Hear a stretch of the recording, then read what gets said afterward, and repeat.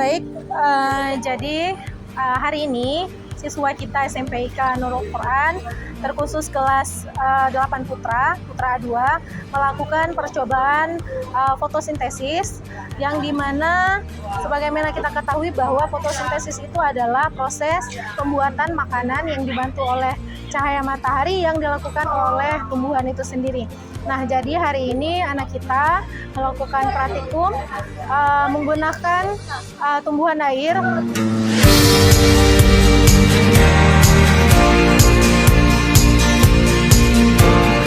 Ya, khususnya Hydrilla verticillata, di mana kita memperhatikan berapa jumlah gelembung yang dihasilkan dari proses fotosintesis itu sendiri.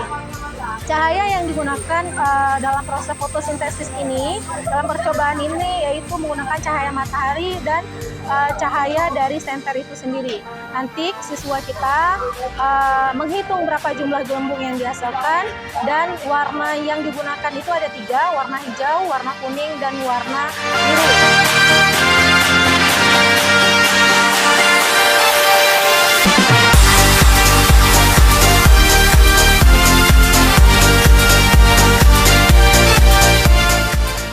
Dari masing-masing warna itu sendiri bisa kita lihat kecepatan fotosintesis itu yang mana yang banyak gelembungnya.